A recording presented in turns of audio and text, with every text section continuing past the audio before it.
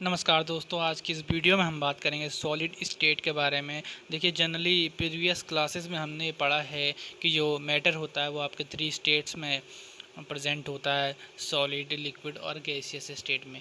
Liquid और gaseous state में जो है मैटर होता है उसमें फ्लूइडिटी होती है और वो फ्लो करता है इजीली, लेकिन सॉलिड स्टेट में इजीली जो है उसके जो कंस्टिट्यूएंट मॉलिक्यूल्स होते हैं वो उसे इजीली फ्लो करने नहीं देते हैं। किसी भी टेम्परेचर और प्रेशर की अगर हम कंडीशन लें तो उसमें जो तीनों स्टेट सॉलिड, लिक्विड या गैसेस स्टेट्स में जो मोस्ट स्टेबल स्टेट होती है मैटर की वो सॉलिड होती है, सॉलिड स्टेट होती है। तो general characteristics of solid state के बारे में हम बात करेंगे आज। सॉलिड के जो कैरेक्टरिस्टिक्स होते हैं, पहला तो ये होता है कि जो सॉलिड होता है उसका एक डेफिनेट मास होता है या डेफिनेट वॉल्यूम होता है और डेफिनेट शेप होता है।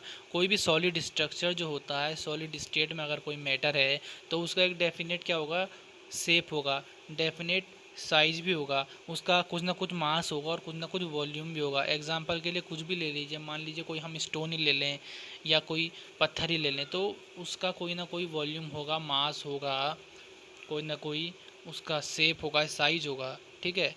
सेकंड इसमें ये आती है कि सॉलिड का कैरेक्टरिस्टिक जो है वो इनकम्प्रेसिबल होता है और रिजिड स्ट्रक्चर होता है। अगर हम सॉलिड को दबाएं तो उसका शेप चेंज नहीं होगा इजीली, वो उसी शेप में अपना बरकरार रहेगा। अगर हम हाथ से प्रेस करें किसी पत्थर को तो हम देख सकते हैं कि वो अपना शेप चेंज नहीं करता है इजीली और रिजिड स्ट्रक्चर होता है।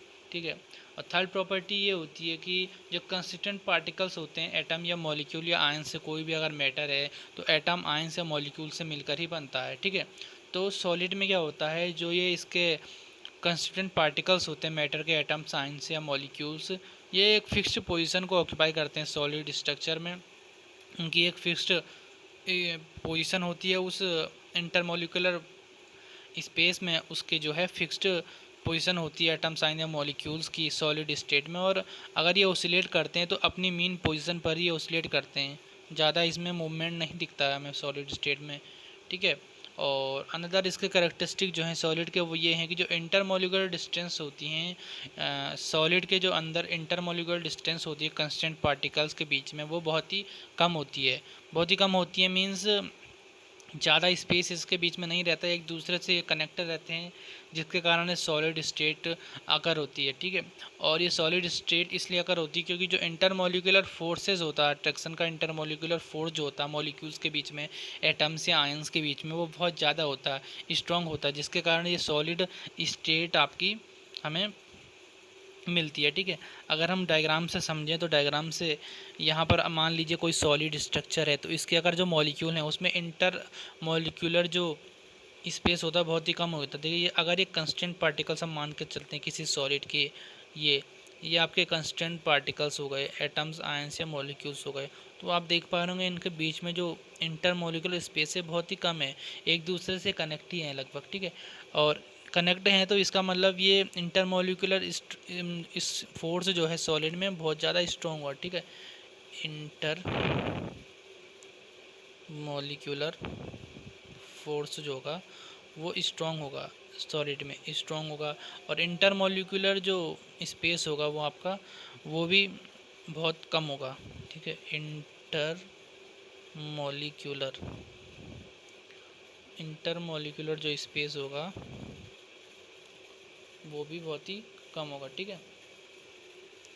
स्पेस या इंटरमोलिकुलर डिस्टेंस हम कह सकते हैं, इंटरमोलिकुलर स्पेस या डिस्टेंस हम कह सकते हैं, शॉर्ट होगा।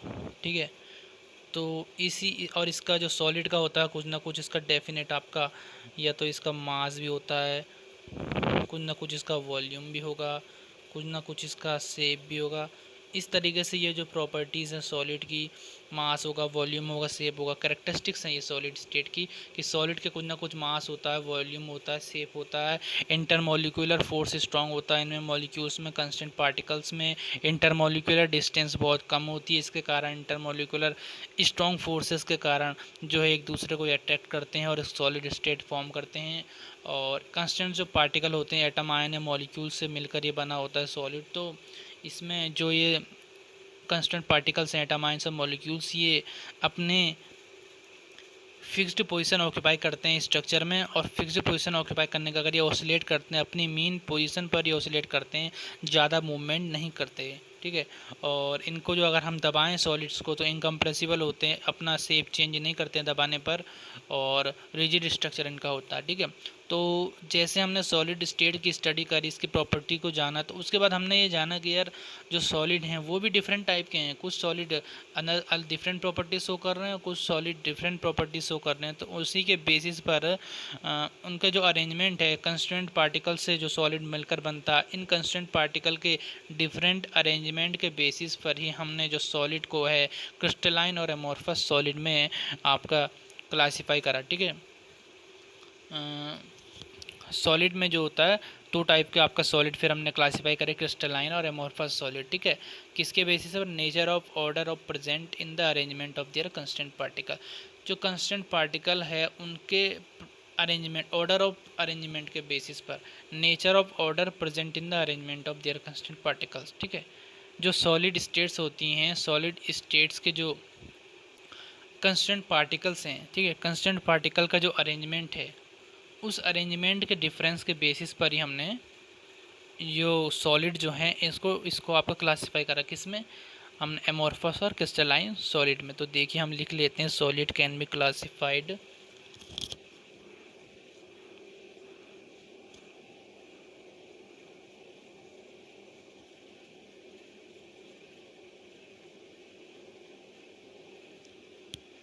ये हमने लिखा solid can be classified as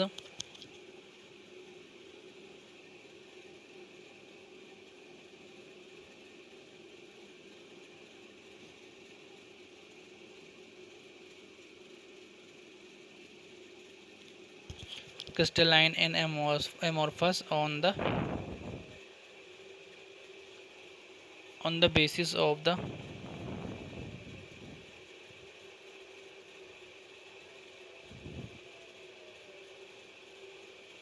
nature of order present in the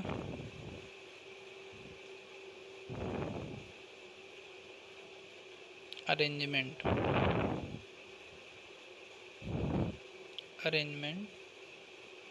of their constant particle of their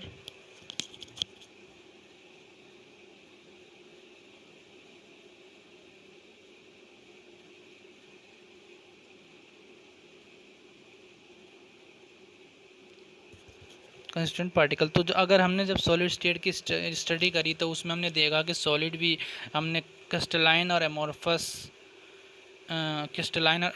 में हमने क्लासीफाई करा सॉलिड को भी on the basis of nature of order present in the arrangement of their constant particle.